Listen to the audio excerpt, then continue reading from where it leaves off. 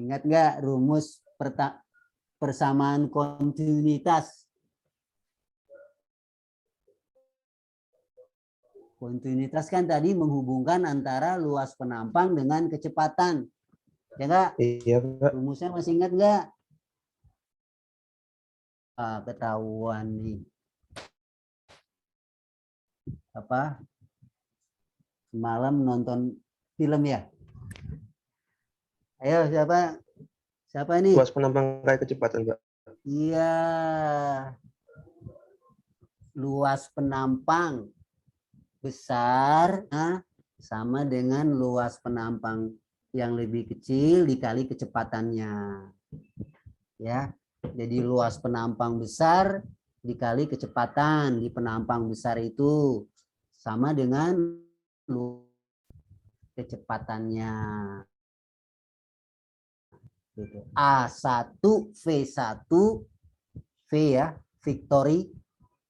A itu luas penampang, 1 itu penampang 1 kecepatan di penampang 1 sama dengan luas penampang di penampang 2 dikali kecepatan di penampang 2. Ya. Jadi ingat-ingat tuh. Ya, jadi kata kontinuitas kecepatan di penampang yang lebih dari kecepatan di penampang yang lebih besar. Ya. Tuh. A dikali V itu luas penampang dikali kecepatannya itu disebut besaran apa, Mas? Ayo. Luas penampang dikali kecepatan itu menunjukkan besaran apa? Debit, Pak. Debit. Debit. Ya. Apa itu debit? Tadi siapa yang berbicara tuh? Ya, tadi siapa namanya, Mas? Andrio. Andrio April. Apa, Mas Andrio? Debit itu nama lainnya apa? Debit itu laju volume. Laju volume. Kalau laju itu berarti volume per waktu. Ya.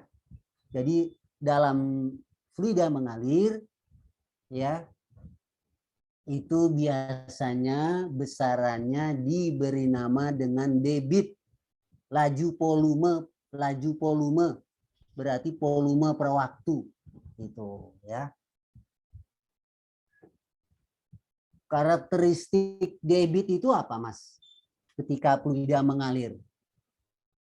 Apakah dia mengalami perubahan makin cepat ketika memasuki penampang yang lebih kecil? Di satu sistem debitnya sama, Pak. Di satu sistem maksudnya?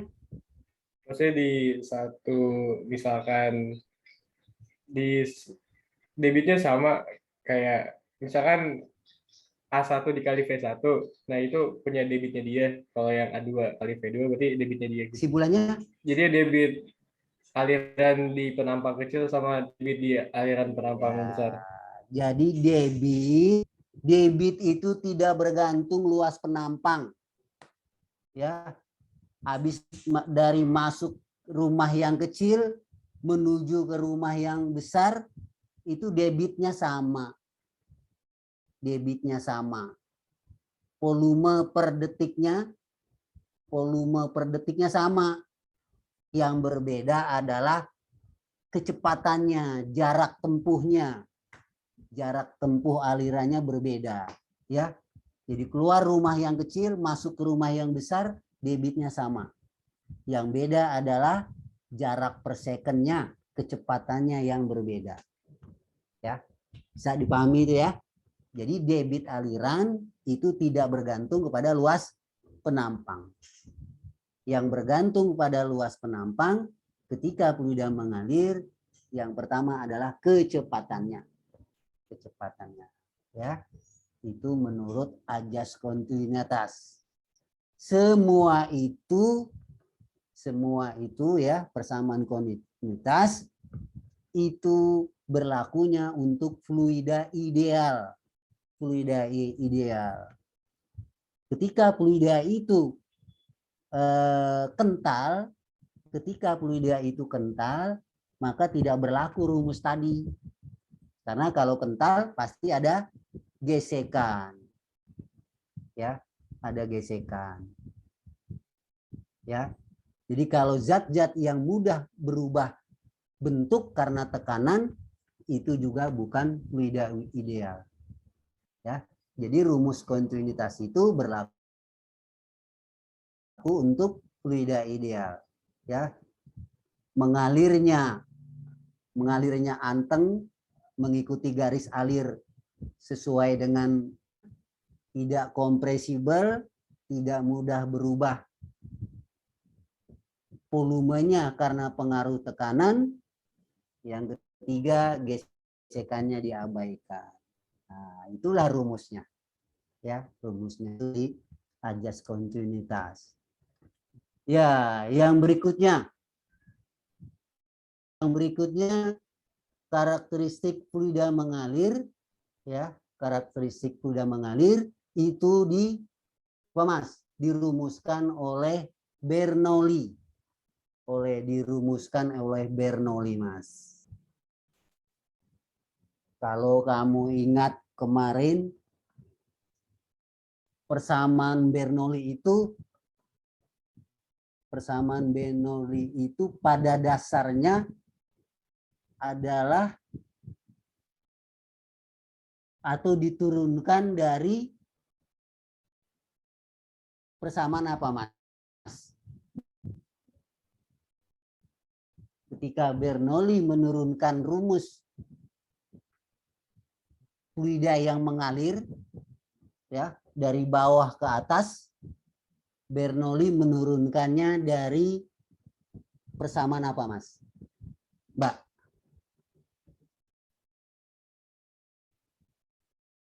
Jadi kalau kita mau mengangkat benda dari bawah ke atas, Mas, apa yang harus dilakukan, Mas? Energi kinetik. Iya, apa yang harus dilakukan oleh orang itu ketika dia mau memindahkan? Kalau menurut fisika, orang itu harus melakukan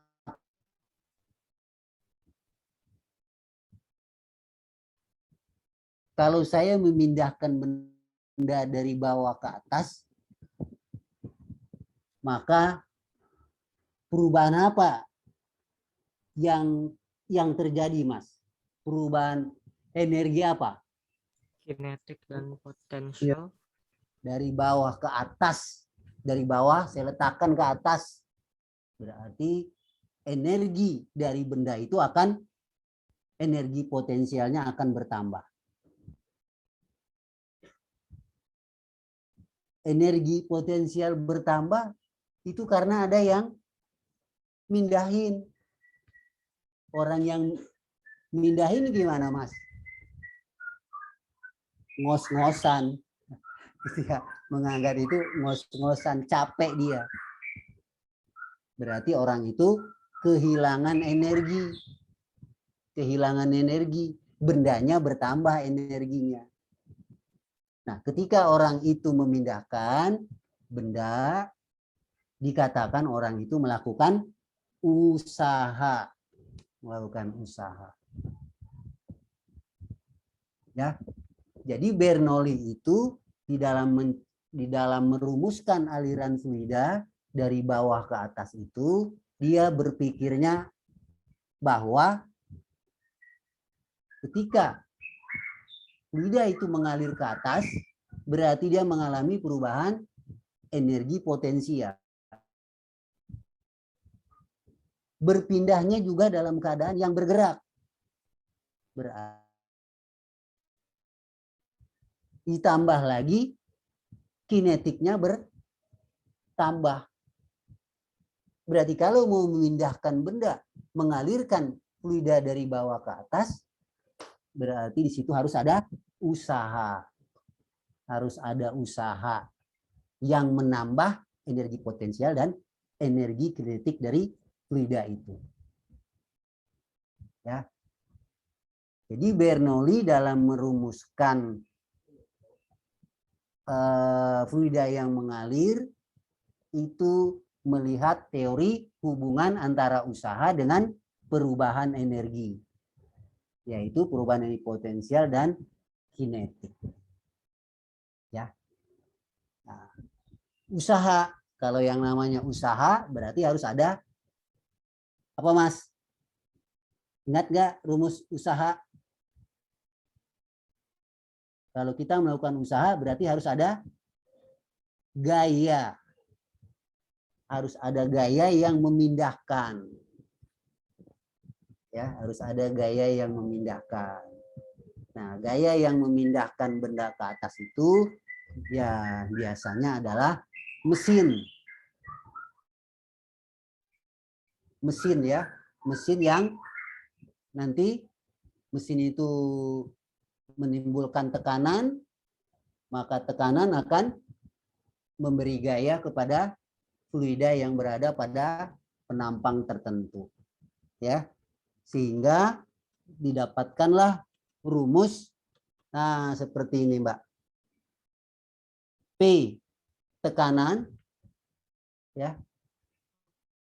Mbak.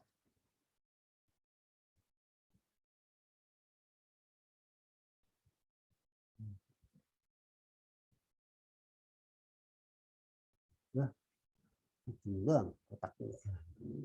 Ya.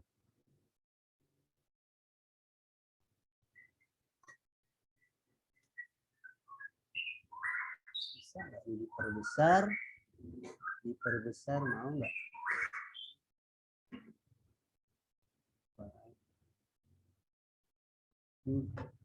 Oke, ya. Jadi lihat persamaan yang saya blok ini adalah Bernoulli. P itu tekanan, rho GH perkalian massa jenis kali G kali ketinggian, setengah rho V kuadrat, setengah kali massa jenis kali kecepatan aliran. Konstan. Maksudnya adalah, ya kalau ruas yang kiri ini menyatakan di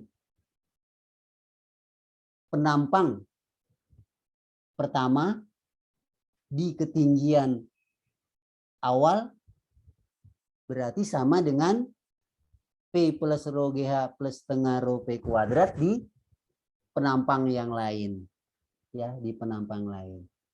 Ya, sekarang lepas dari semua itu. Ya.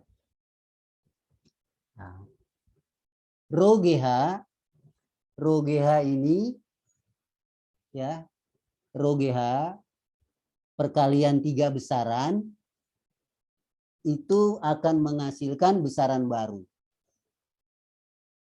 Apa nama besaran rho GH? Besaran rho GH ini sama dengan besaran P, yaitu tekanan. Setengah rho P kuadrat juga besaran baru, yaitu tekanan. Kenapa? Karena yang boleh dijumlah itu berarti satu dimensi. Berarti rho GH itu tekanan, setengah rho P kuadrat itu adalah tekanan. Jadi rumus Bernoulli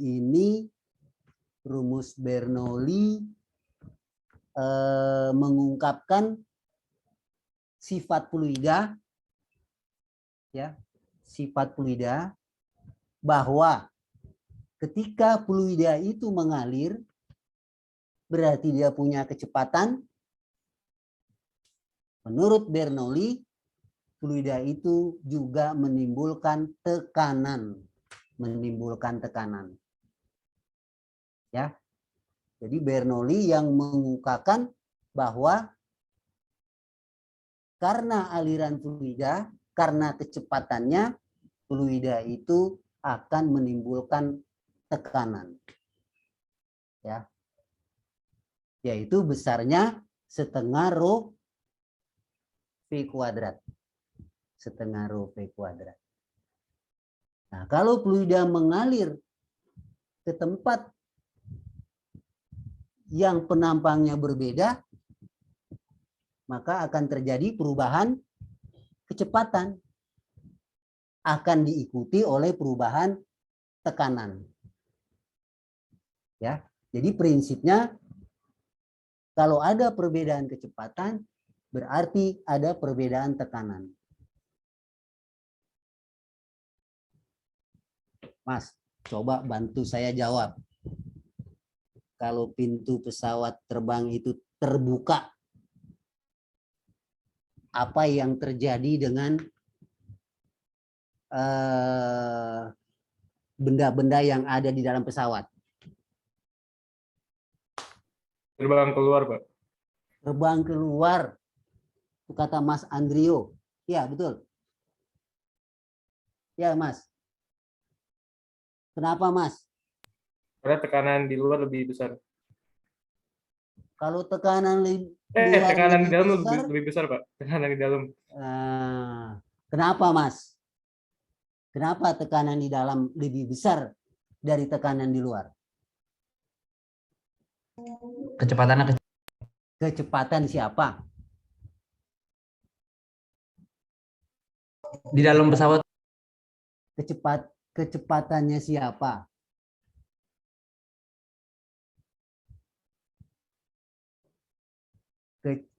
Kecepatan siapa yang lebih besar dan kecepatan apa yang dimaksud lebih besar tadi, Mas? Ya. Jadi ada yang bisa jawab? Atau diulangi lagi? Kenapa ketika pintu pesawat yang sedang terbang dibuka, orangnya malah terdorong keluar? Jawabannya, tekanan di dalam lebih besar dari tekanan di luar. Itu disebabkan karena apa?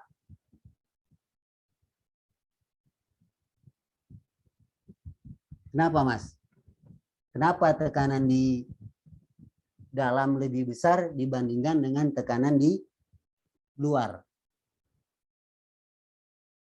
Ayo, siapa yang menjawab? Ya. Jadi pintu itu membatasi aliran udara di dalam dengan aliran udara di luar. Yang sudah pasti kecepatan di luar, udara di luar itu lebih cepat. Udara di dalam pesawat, udaranya bergeraknya lambat. Ya. Gimana? Setuju nggak tuh pernyataan saya? Bahwa di dalam pesawat itu udara mengalir lebih lambat dibandingkan dengan udara di luar. Wah, kan dia dikipas sama baling-baling itu. Ya, dikipas sama baling-baling sehingga udara mengalir lebih cepat. Kalau di dalam kan udaranya pasif dia. Ya. Ya kalaupun diputar oleh untuk keperluan pendingin juga relatif lebih kecil dibandingkan dengan di luar. Ya. Jadi pintu pesawat itu akan ketika terbuka, barang-barang yang ada di dalam itu cenderungnya bergerak keluar. Itu karena ada perbedaan tekanan yang diakibatkan perbedaan kecepatan aliran udara. Nah, ya. Ketika pintu pesawat itu dibuka, apakah fluida mengalir fluida dari dalam itu mengalir keluar? Apakah mengalami perubahan tinggi, Mas? Fluida itu mengalami perubahan tinggi enggak? Ketika pesawat itu terbang, ya, maka ketika pintu dibuka, ya, pintu dibuka, maka terjadi perbedaan tekanan. Ya. Apakah udara mengalami perubahan tinggi ketika pintu pesawat itu dibuka?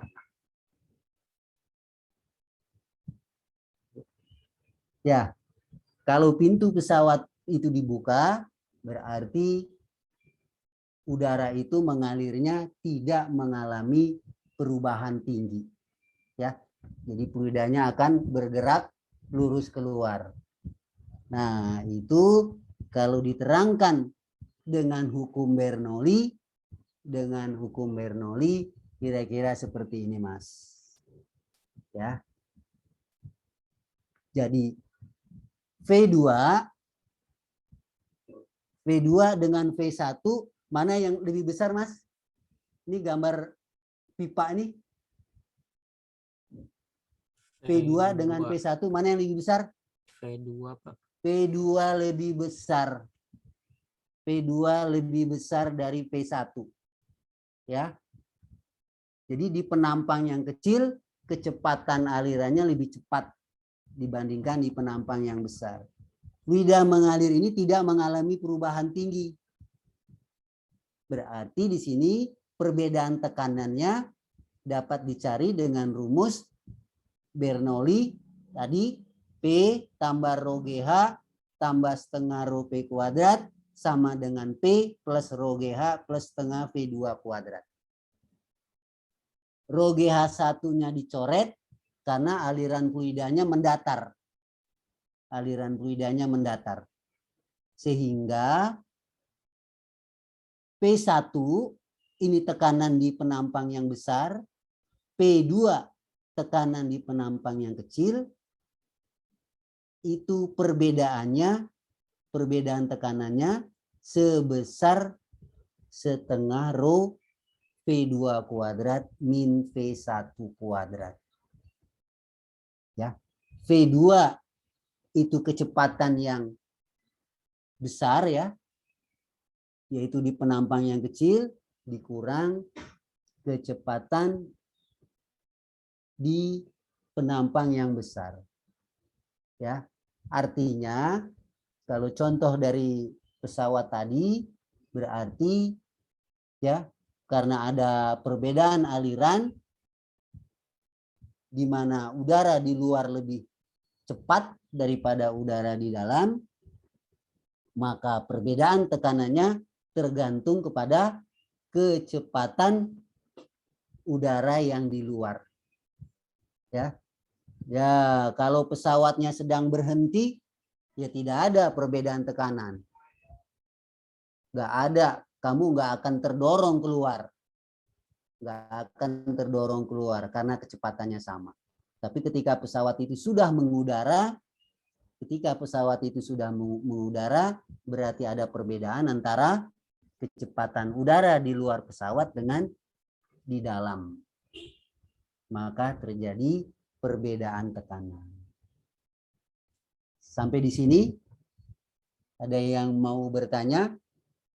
Ya. Jadi rumus Bernoulli itu adalah tekanan di satu penampang ditambah tekanan karena ketinggian ditambah tekanan karena kecepatan sama dengan tekanan di penampang yang lain.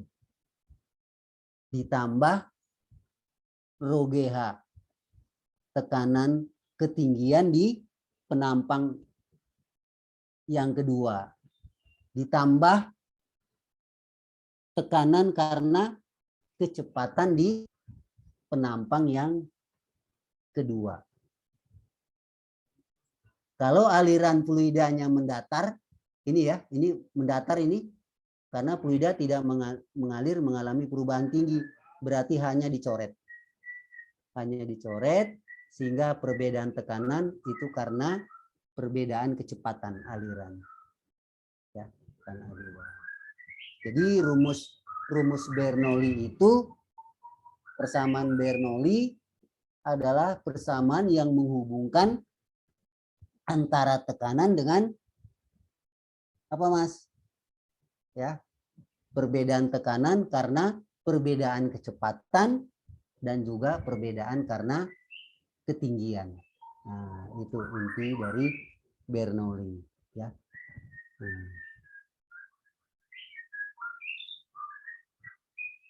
Ya, saya ulangi lagi ini. Nah, itu ya. Kalau kamu naik pesawat itu kan suka bunyi apa tuh, Mas? Krek-krek gitu ya. Itu adalah gerak dari sayap ya. Jadi sayap itu kelengkungannya, permukaannya itu bisa diubah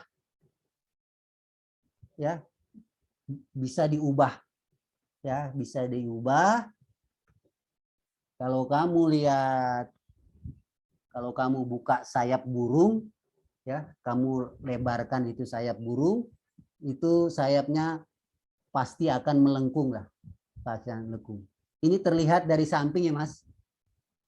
Ini terlihat dari samping, itu dia akan melengkung. Nah, melengkungan ini kalau kamu lihat ya, ada perbedaan apa nih, Mas?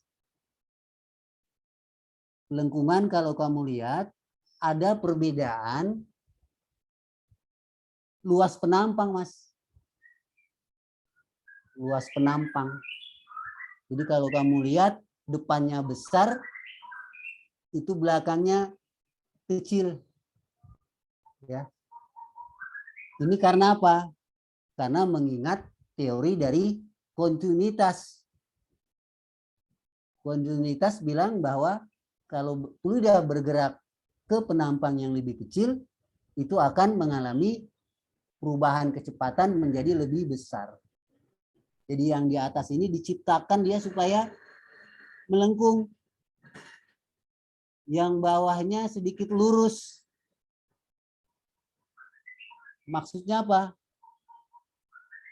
Udara yang dikipas oleh baling-baling itu nanti akan mengalir ke atas, itu geraknya akan lebih cepat dibandingkan dengan udara yang berada di bawah sayap. Ya. Kenapa di atas lebih cepat? Karena dibuat melengkung begini, Mas. Dibuat melengkung. Jadi dia lebih cepat dibandingkan dengan yang di bawah. Nah, perbedaan tekanan, ya, perbedaan antara tekanan di atas sayap dengan di bawah sayap, ya, itu akan terjadi saat baling-baling itu dinyalakan, kemudian mengalir ke atas dan ke bawah sayap. Mana, Mas, tekanan yang lebih besar, Mas? Ketika pesawat itu ya, ketika pesawat itu baling-balingnya sudah dinyalakan, maka mana kecepatan yang tekanan yang lebih besar, Mas? Yang bawah. Yang di bawah, Pak. Yang di bawah. Yang di bawah. Kenapa? Karena kecepatan di bawah lebih lambat. Kecepatan yang di bawah sayap, yaitu PB, itu lebih lambat dibandingkan dengan kecepatan di atas. Jadi kata Bernoulli, kecepatan yang alirannya lambat itu menimbulkan tekanan yang besar. Udara yang mengalir cepat menimbulkan tekanan yang kecil. Sehingga tekanan itu bekerja pada sayap, maka sayap itu terangkat. Berarti ada gaya. Ada gaya yang diberikan oleh aliran udara ini. Dan aliran udara, P-nya adalah ini, perbedaan tekanannya adalah setengah rho kali P2 kuadrat min P1 kuadrat. Ya. Jadi sama, P itu adalah, kalau kamu ingat, P itu apa, Mas? Rumus P hubungannya dengan gaya? F per A. Ya, betul, Mas ya? P adalah F per A. Jadi kalau P dirubah menjadi F, itu adalah per A. Ya. Jadi kalau ini semua dibagi per A, ini juga per A, berarti ini A-nya nggak ada di sini. Ya, A-nya nggak ada. Ya kan? Ini setengah row. Nah, sekarang kalau A-nya mau dihilangkan, tulis lagi aja ya. Nah, ini berarti nanti saya langsung aja tuh.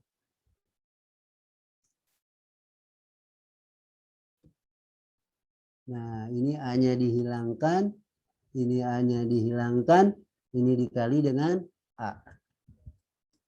Nah, itu Mas, ya. Jadi F1 itu gaya yang diberikan di bawah sayap, F2 gaya yang diberikan oleh tekanan di atas sayap. Selisihnya adalah setengah kali rho. Rho-nya apa kira-kira nih, Mas? Rho-nya apa? Ayo. Rho ini massa jenis apa? Massa jenis pesawat atau massa jenis sayap atau massa jenis udara? Udara. Rho ini massa jenis aliran udara. A, luas penampang sayap. Berarti nanti A-nya dikali 2 karena kiri kanan. Ya, A itu luas sayap, ya, kiri kanan. Ya, penopang. Nah, gitu. Ya. Jadi apa? Suatu pesawat itu terbang itu sangat bergantung sekali kepada sayap, ya. Sayap. Wah, kamu untuk apa mendesain sayap aja itu, ya, kamu harus mengambil gelar doktor, ya, doktor khusus untuk sayap, ya. Jadi pesawat terbang itu harus banyak apa, Mas, keahlian. Ada yang ahli mesinnya, ada yang ahli sayap, ada yang ahli bodinya, ada yang ahli ekornya. Terus apa lagi? Desain interiornya, ya, desain interiornya, bahannya, ya, bahan pesawat, banyak disiplin ilmu, ya, banyak disiplin ilmu. Jadi kalau kamu mau buka apa itu korporasi tentang pesawat, wah, banyak sekali keahlian yang harus dimiliki oleh pegawai. Tidak mungkin dimiliki oleh satu orang, ya, pasti oleh beberapa orang. Nah, itu, ya. Jadi gaya angkat itu adalah selisih antara gaya yang dihasilkan oleh tekanan di bawah sayap dikurang dengan gaya yang dihasilkan tekanan di atas sayap. Jadi F1 min F2 itu yang dinamakan dengan gaya angkat sayap. Gaya angkat pesawat. Kalau lebih besar dari berat pesawat, maka dia akan naik. Ya, kalau sama, ya berarti dia akan setimbang, ya, akan setimbang. Nah, itu, ya, itu jadi ini penerapan dari hukum Bernoulli, dan kontinuitas. Nah, silakan Mas, kalau ada yang mau bertanya, ya. Jadi dasarnya hukum Bernoulli, cara mengingatnya gampang, ya. Jadi tekanan di suatu tempat ditambah P ditambah tekanan karena ketinggiannya ditambah tekanan karena kecepatannya sama dengan tekanan di tempat lain, di bagian lain, ditambah tekanan karena ketinggian tempat itu ditambah dengan tekanan karena kecepatannya. P ditambah rho GH ditambah setengah rho V kuadrat sama dengan P plus setengah rho GH plus setengah rho V kuadrat di tempat lain. Di tempat lain. Ya. Kalau fluida itu bisa mengalir lurus, berarti fluida itu tidak mengalami perubahan tinggi. Tapi kalau fluida itu mengalirnya tempatnya itu ke atas, berarti fluida mengalami perubahan tinggi juga. Baru pakai rho GH. Nah, seperti itu. Ya, guys. Silakan, Mbak. Ini rumusnya nggak terlalu sulit ya, nggak terlalu sulit seperti momen gaya. Nah, ini mudah ya. Ya. Ini juga ya. Ini fluida yang mengalami apa itu? Tempat yang mengalami kebocoran, maka aliran kecepatan keluar dari tempat bocornya ini ya dari tempat pertama itu berarti tinggi airnya, permukaan, tempat keduanya berarti lubangnya ini. Berarti di tempat satu di permukaannya ya P plus rho GH 1 ditambah kecepatan alirannya ini di penampang yang besar sama dengan P plus rho GH ditambah setengah rho V kuadrat. Nah, rumusnya ini. Ya. Kita sebut aja nama tempatnya ini A, di penampang yang ini B. Ya. Berarti di sini rho GH-nya itu mengukurnya H.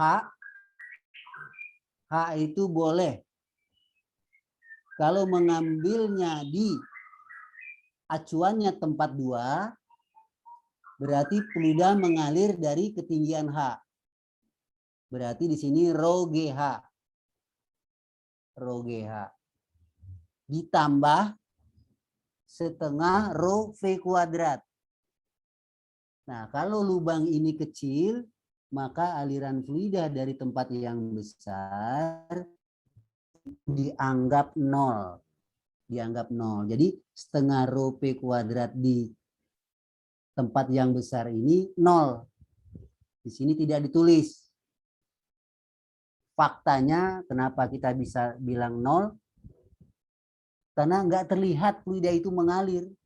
Kalau tempatnya gede, lubangnya hanya sebesar jarum. Sebesar jarum. Sehingga alirannya itu tidak terlihat. 0. Ya, di sini tidak pakai rho V kuadrat, dianggap 0. Di B ini berarti ketinggiannya 0.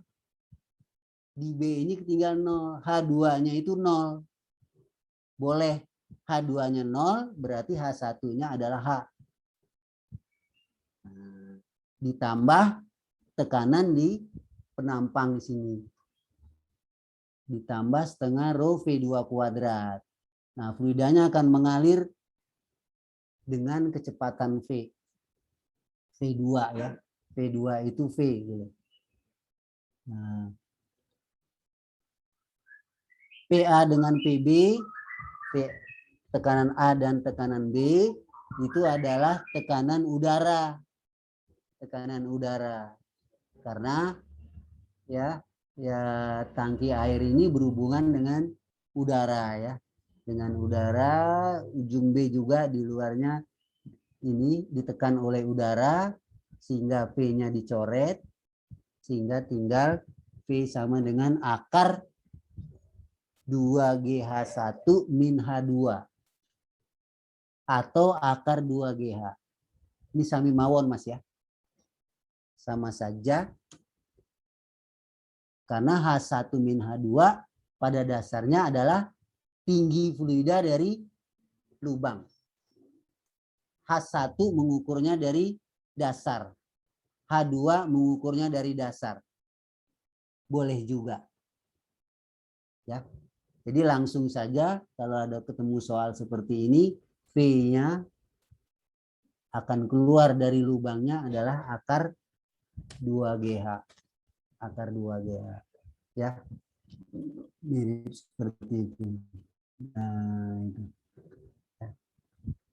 Gimana Mas? Ya, silakan kalau ada yang mau bertanya. Yang mau bertanya ya. Ya. Ya, itu dia. Jadi inti dari fluida dinamis. Fluida dinamis intinya adalah ya, jadi yang pertama kecepatan di penampang yang lebih kecil, kecepatan alirannya menjadi lebih cepat. Menjadi lebih cepat. Ya. Kemudian yang berikutnya aliran fluida itu menimbulkan tekanan. Ya, menimbulkan tekanan. Ya, kalau ada satu tempat terjadi perbedaan aliran fluida, maka kedua tempat itu akan mengalami perbedaan tekanan karena aliran. Ya. Jadi kalau ada perbedaan kecepatan aliran di satu tempat, maka kedua tempat itu pasti memiliki apa? Perbedaan penampang, perbedaan tekanan. Pasti fluida mengalami perbedaan luas penampang. Ya. Wah, ada fluida mengalir, yang satu kalau dia bocor nyemprot airnya lebih tinggi dibandingkan tempat lain. Berarti kedua tempat itu berada pada lubang yang luas penampangnya berbeda. Berbeda. Itu kata kontinuitas. Ya, kata kontinuitas. Terjadi perbedaan luas penampang, akan terjadi perbedaan kecepatan aliran. Perbedaan kecepatan aliran menurut Bernoulli akan terjadi perbedaan tekanan. Perbedaan tekanan. Kalau terjadi perbedaan tekanan, ya di situ ada perbedaan gaya, ya. Ada perbedaan gaya yang besarnya tergantung kepada luas penampang. Nah, itu dia Mbak intinya. Ayo Mbak, ditanyakan. Ya. Ya kan? Ya. Kalau tidak ada, nah, ini nanti, oh saya belum sempat mengecek ya. Belum sempat mengecek apa fluida statis yang kamu kirimkan ya. Ya walaupun Bapak Ibu saya belum mengecek, diharapkan yang belum mengumpulkan segeralah ya, segera. Nah, ini Mas ya. Jadi intinya seperti ini ya. Oke. Ini saya mau menunjukkan yang mana ya. Nah, ini dia Mas. Ya. Di yang nomor 3 ini. Ya. Yang nomor 3 kita lihat ya. Jadi ada tangki, kemudian ya kalau ada air yang keluar dari suatu tempat ya, maka nanti ada jarak apa itu? Jarak horizontal yang ditempuhnya ya, dan jarak vertikal. Ya. Nah, hubungan antara jarak pancaran itu berarti horizontal ya. Ya. Jarak pancaran berarti X, yaitu jarak dari tempat jatuhnya air ke sisi tangki. Ya, ke sisi tangki yang terdekat. Ya, itu X. Ya. Nah, gerakan air ketika keluar dari lubang itu berarti mengikuti rumus gerak parabola. Mengikuti rumus gerak parabola. Yaitu berarti ada perpindahan di arah horizontal dan perpindahan di arah vertikal. Ya. Kecepatan yang keluar dari lubang kita sudah tahulah V-nya sama dengan akar 2GH.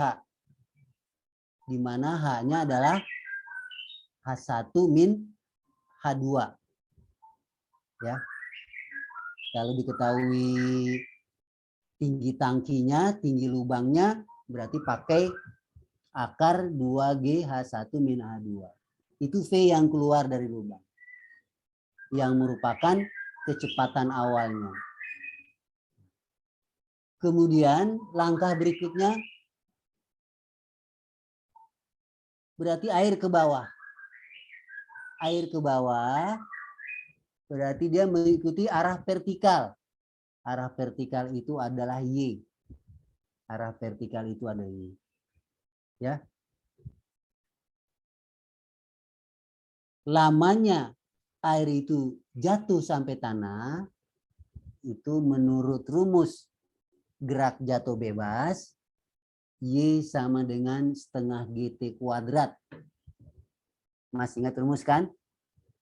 P0T plus setengah AT kuadrat. Hanya gravitasi. Kemana kecepatan awalnya, Pak? Kalau benda awalnya bergerak horizontal, maka kecepatan di arah vertikalnya 0. Arah vertikalnya 0. Jadi air itu ketika sampai di bawah, itu geraknya di arah vertikal adalah jatuh bebas. Sehingga Y itu sama dengan setengah GT kuadrat. Setengah GT kuadrat. Di mana Y itu adalah H2. Ya, air jatuh dari ketinggian H2.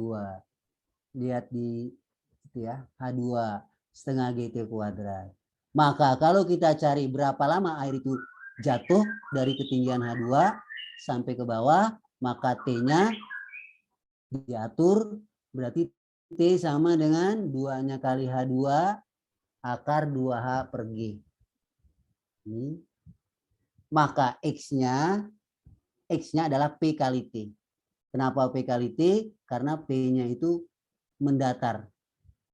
Ya, P-nya mendatar berarti rumus X-nya adalah P kali T. P-nya akar 2GH dikali T-nya akar A dikali akar B. Apa, Mas? Akar A dikali akar B berarti akar AB kan? Akar AB. 2 kali 2. Akar 2 kali akar 2 berarti 2. Akar G-nya dicoret. Nah, ini rumus praktis. Rumus praktis yang keadaannya harus seperti ini. Tapi kalau lubangnya miring ke atas, nggak boleh pakai rumus ini, Mas. Ya. Kalau lubangnya miring ke atas, V-nya adalah V cos.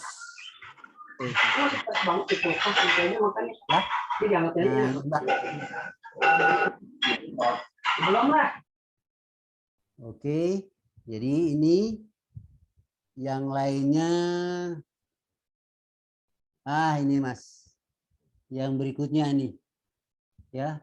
Jadi ada selang yang penampangnya berbeda diarahkan ke atas, maka air itu akan mencapai ketinggian tertentu, ya, gitu ya.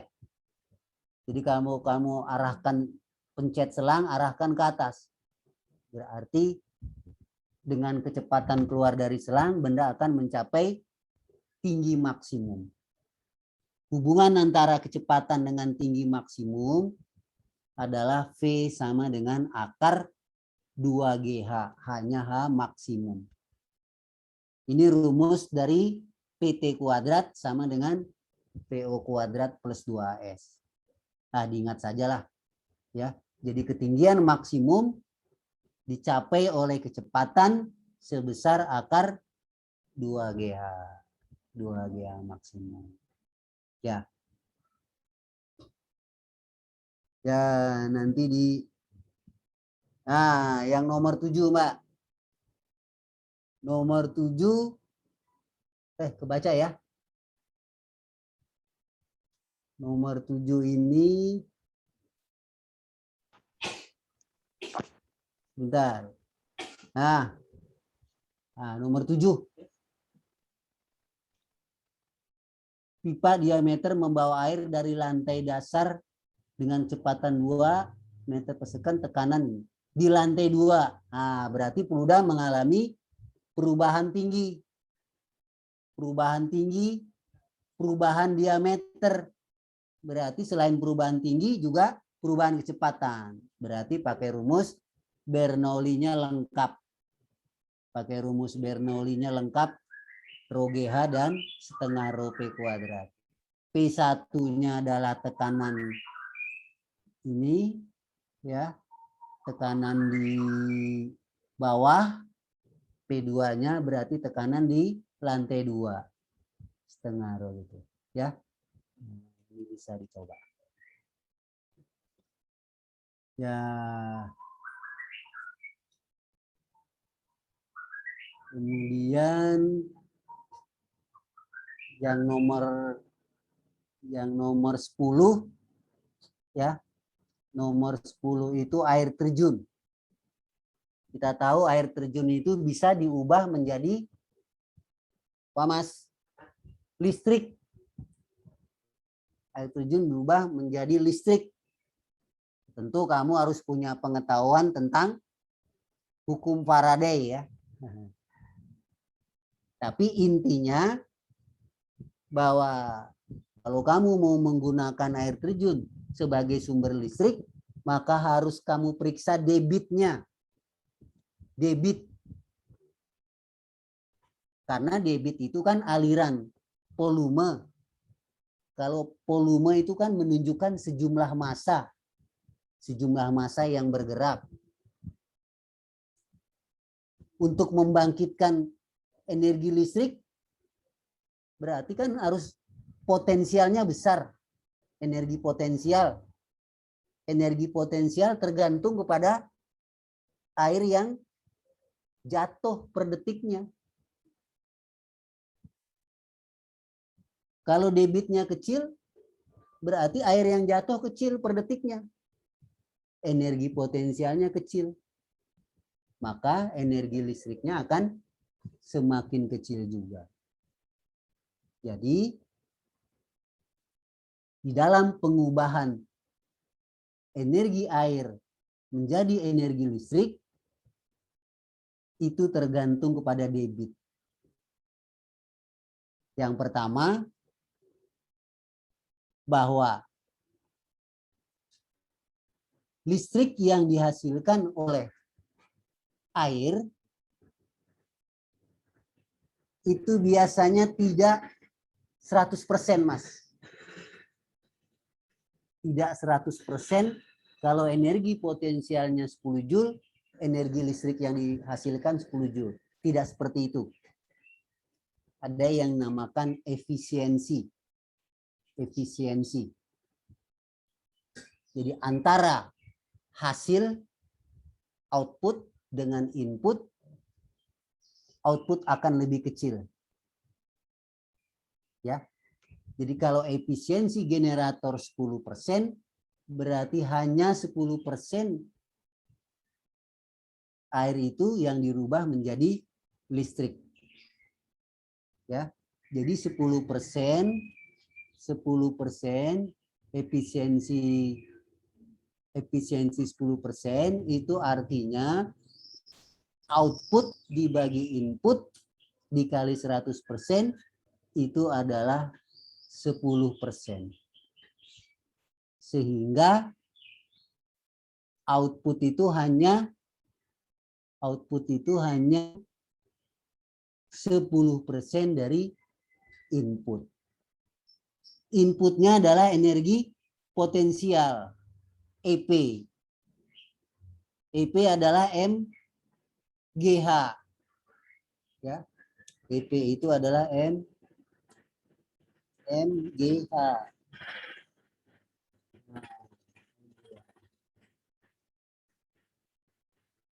M-nya dari mana? M-nya dari debit. Ya, M-nya dari debit. Debit itu kan volume per apa, Mas? Volume per detik. Ya, volume per detik. Nah, nanti dicari di sini. Ya. Inputnya adalah MGH, outputnya adalah daya listrik, ini 1 kilowatt dibagi efisiensi. Nanti dapat M, W per T dibagi rho GH. Nanti datanya sudah ada di sini, akan didapat. Ya, akan didapat. Nah, nanti kamu cari sendirilah. Ya, usaha. Mas, silakan Mas, kalau ada yang mau bertanya. Ayo. Ya, jangan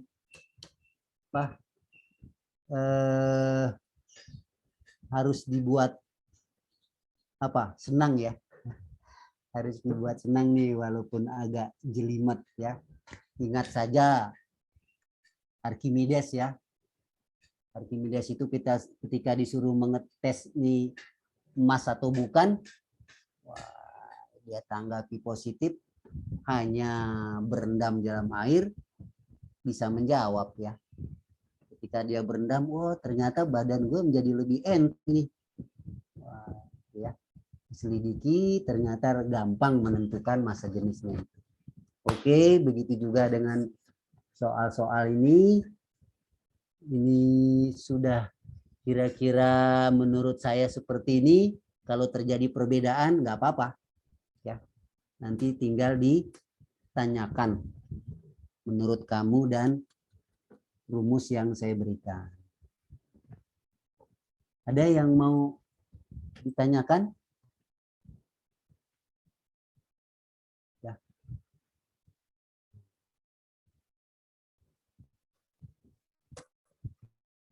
Ya, sekarang tanggal 19/26. Itu tinggal satu materi lagi, yaitu tentang kalor ya. Tentang kalor.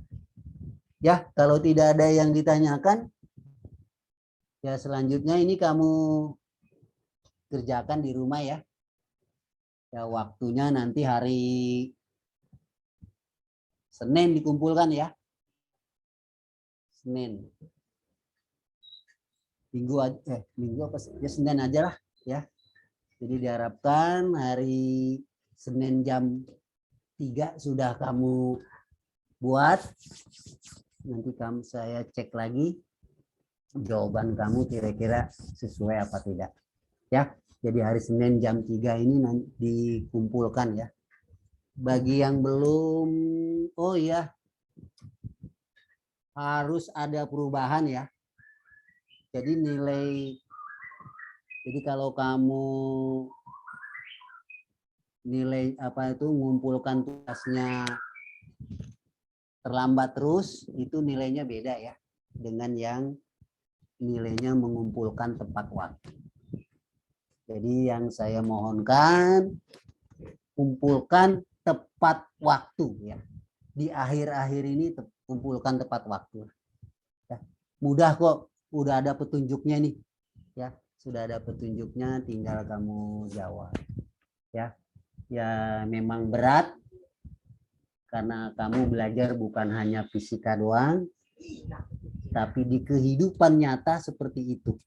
Banyak beban yang harus kamu jalani. Biasakan dari sekarang untuk membagi waktu yang baik. Oke, kalau tidak ada pertanyaan, dicukupkan sampai di sini. Kalau masih ada pertanyaan, kita lanjut terus. Gimana? Cukup?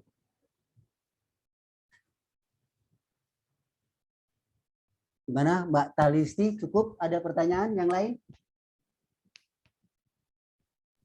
Dari saya tidak ada, Pak. Tidak ada ya? Yang lain? Ya, kalau tidak ada, ya silakanlah.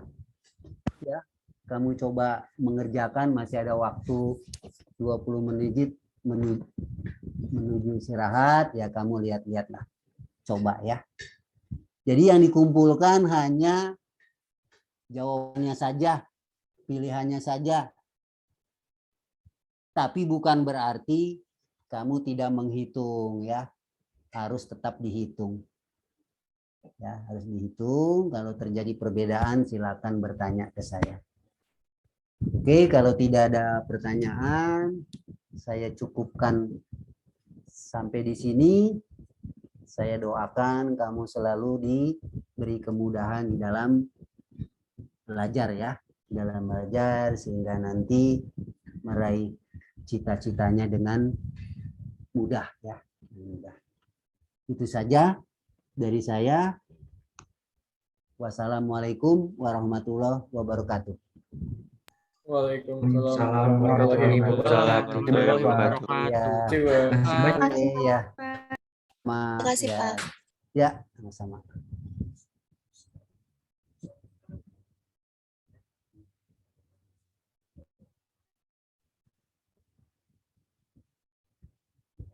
Hmm.